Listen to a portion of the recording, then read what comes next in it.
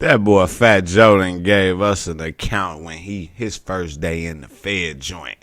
I don't know, man. I've been to prison, but some of this shit he was talking was like straight out the movies, and prison ain't nothing like the movies, let me tell you. So they open the door.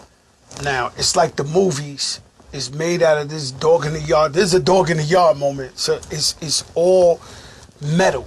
So it's 2 tiers, everything's metal. Right. So when I walk in there, it's nothing but cock diesel, Haitians, white dudes, Spanish dudes, 2,000 dudes in there working out. They like, oh! When they see me, they scream so fucking loud. Yeah. Ah! Ah! 2,000 dudes at the same time. This ain't no regular dude who ain't famous walking in there doing no, 2,000 when I walked in. I always say it felt like the dragon from Game of Thrones, but without the fire. Very intimidating moment. I'm not gonna lie to you. Very scary, intimidating moment. It was me against 2,000. That's how I looked at it. It wasn't like New York that they run up in there like, like, yo, crack, what's up? Immediately, like, none of that. It was a bunch of 2,000 guys I didn't know. They screaming, showing love, and like you never heard before in your life. Like Derek Jeter hit a home run in Yankee. So I'm walking, I'm gonna tell you real shit. So I said to myself, yo, Joe, and I want y'all to know, I never do this, no matter what. I had to check myself, walking like, yo, Joe, don't fold. Yeah. Hold the line, dude. Hold the line, don't fold, bro. These dudes ain't realer than you. Don't fold, because it was very intimidating. It was me against 2,000. But I had to tell myself, I've never had to tell myself, now, somebody from right now, we can do it right now. But everybody tells themselves. Well, that's the one time I told myself, yo, Joe, don't fold.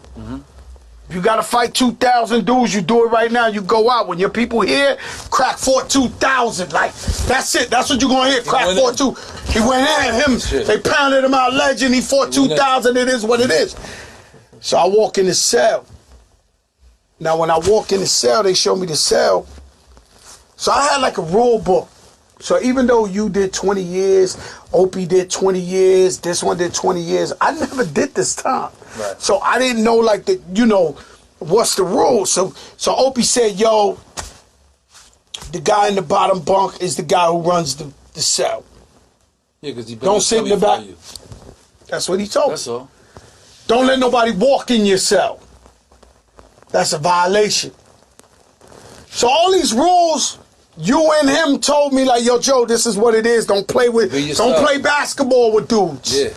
Cause they might hack you and then you gotta get into it, whatever, boom. So when I walk in the cell, it's about 30, 40 dudes running the cell. Yo, crack! Ah! So I'm like, yo, don't walk in here, don't walk in here. Up top. Don't walk in here, bro. Immediately I hurt some people's feelings because they was like fans and they was like, oh, damn, crack on some bullshit. They probably thought we was gonna rap cipher or whatever. I don't know. I'm not with that shit, man. You're fucking crazy. So I'm like, boom. So immediately I saw the hate. So I walk in the cell, told everybody to chill. I seen it's like 40 dudes, maybe 20 of them's feelings was hurt. Like they probably fuck with Joe Crack their whole life. They thought I was an ass or whatever. Boom. I go, I wasn't on that type of time, rapper time. I was more embarrassed than anything. We've been rich for a long time, flying private planes, this, that. So you was going through your own motions. Yeah, I was and going shit. through my own of shit. Course, I couldn't man. be here to cheer people up or The whatever. fuck out of here. So I turned around. The next step is, as I'm in the cell, there's a dude, and he was really cool, but it is what it is. There was a dude in the cell. He was there already. He was in the bottom. He was a Muslim dude. And when I walked up, I was like, yo, my man, you got to get up. He was like, what? I was like, yeah, you got to get up. Yeah. Y'all told me the guy who runs the cell is the guy in the bottom. I was like, yo, you got to get up. He was like, what do you mean? Like, he was looking at me like I was crazy. It's like, bro, no disrespect. You got to get up off this bunk and you got to go to the top. like everything, like off the top. the pamphlet that you told me. I was like, yo, you got to go to the This top. shit was broken down already. Yeah, he don't know how to. He don't know what's going on. You got out of pause early, I though, mean Joe. it in 10 seconds. I know. Like I'm like, what the? yo, I don't. Yo, Like, yeah, this that was pretty quick, though, man. Like, holy crap. This ain't about fronting for nothing, yeah, bro. yeah. Like, This is like, straight this up. ain't like I'm not playing with these people. Hell, fuck so I no. go in there and say, yo, my man, you gotta go up. So the dude told me, yo, I went to jail in Atlanta. I went to jail over here, there. Nobody ever threw me. I said, bro, I understand. You could tell yourself that you wanted to go up there, or whatever you want to do, bro. You gotta get up. Go up. So he took his stuff. He went up there. Sad because he was really a good guy. Like when I got to meet him, he was telling me about Shiites and Muslims and all, and he was a beautiful guy, right? According to him, he was in jail for nothing too. And I go, boom. So he goes up there. He don't say nothing. But later on that day, he came back. He said, man, you didn't tell me. You big time. Like everybody tell me you big time. The guy, like, I was like, yeah. I said, nah, they told him, like, yo, bro, that's crack. Like, it's crazy. So he went up. There's a whole bunch of shit happened right there. So all of a sudden, like I told you, you can't get commissary for 2 weeks. The inmates know that. So they formed the line. I didn't know, but they formed the line. So it was like 14 people. In the feds, it's different. I went in the feds. A guy had a plate. A guy came with a spoon. A guy came with 2 bananas. A guy came with a box of oatmeal.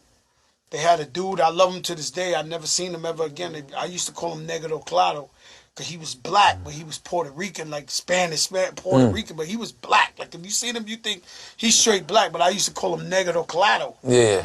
Right? So he brought me the Walkman. I didn't know you can't see TV without the Walkman in the feds. Yeah, you gotta put on the number. It's the Spanish one, the sports, the hip hop one, the Spanish one, and then English, right? So I go like this. I don't know you can't hear without, but anyway. So they looking out. No lie, I'm gonna give it to you the way it is. Out of the 14, 10 of the people on the line was black, 4 people was Spanish. It was mad Puerto Ricans in there, but it was Puerto Ricans from Puerto Rico. And if we're gonna keep it real, a lot of Puerto Ricans from Puerto Rico don't think Puerto Ricans from New York are real Puerto Ricans. So there's a division there. We both equal and we know it. But they think, whatever, we ain't real Puerto Ricans. We New Yorkers. No, I had that conversation with a dude. Like a dude straight up told me I wasn't a real Puerto Rican. It's crazy. Nah, it's nuts, bro. Like, so I go like this, right? So ignorance. So I turn around when I finally go and sit down on my bunk and look up. And all this shit is over, and I finally realize, like, what the fuck? Chingo 103, this niggas write their name with the pen. I'm reading this shit. I said, what the fuck? I was in Saint Tropez last week, Paris. What the fuck am I doing?